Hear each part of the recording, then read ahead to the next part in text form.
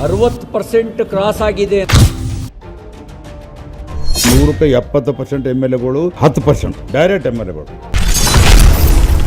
ಕಾಂಗ್ರೆಸ್ ಮೈತ್ರಿ ಪಡೆ ಮಧ್ಯೆ ಕಮಿಷನ್ ಕಾಳಗ. ಕಾಂಗ್ರೆಸ್ ಸರ್ಕಾರದಲ್ಲಿ 60% ಕಮಿಷನ್ ಸತ್ಯ.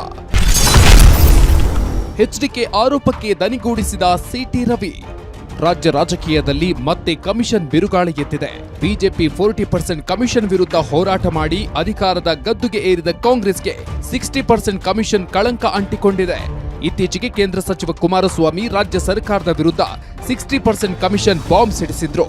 ಯಾವ್ಯಾವ ಇಲಾಖೆಯಲ್ಲಿ ಎಷ್ಟೆಷ್ಟು ಬಿಲ್ ಬಾಕಿ ಇದೆ ಅಂತ ಅಂಕಿ ಅಂಶ ಸಮೇತ ಟ್ವೀಟ್ ಮಾಡಿ ಸರ್ಕಾರಕ್ಕೆ ಚಾಟಿ ಬೀಸಿದ್ರು.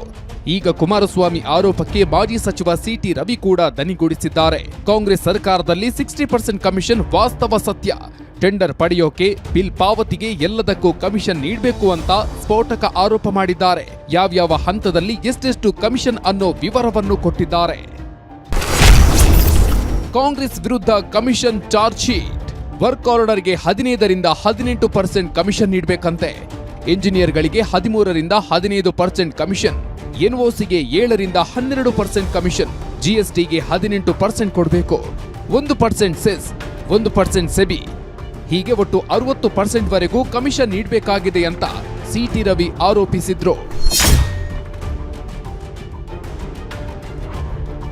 ಕಾಂಗ್ರೆಸ್ 60% ಸರ್ಕಾರವೆಂದು ಗುಡುಗಿದ ಸಿಟಿ ರವಿ ರಾಜ್ಯವನ್ನ 6-7 ಭಾಗ ಮಾಡಿ ಕಲೆಕ್ಷನ್ಗೆ ಉಸ್ತುವಾರಿಗಳನ್ನ ನೇಮಿಸಿದ್ದಾರೆ ಅಂತ ಆರೋಪಿಸಿದ್ರು.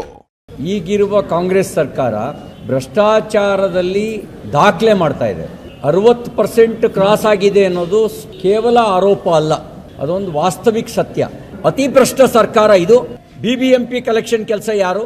ರಾಜ್ಯನೂ 6-7 ಝೋನ್ ಮಾಡಿದ್ದಾರೆ. 6-7 ಝೋನ್ಗಳಿಗೆ ಒಬ್ಬೊಬ್ಬರನ್ನ ಇನ್ಚಾರ್ಜ್ ಮಾಡಿದ್ದಾರೆ. ಅವರ ಮೂಲಕ ರಾಜ್ಯದ ಕಲೆಕ್ಷನ್ ಆದ್ರೆ ಬೆಂಗಳೂರಿನ 2 ಝೋನ್ ಮಾಡಿದ್ದಾರೆ. ಗುತ್ತಿಗೆದಾರರ 32,000 ಕೋಟಿ ಬಿಲ್ ಬಾಕಿ. ಕಾಂಗ್ರೆಸ್ ಸರ್ಕಾರದ ವಿರುದ್ಧ ಗುತ್ತಿಗೆದಾರರ ಸಂಘ ಆಕ್ರೋಶ.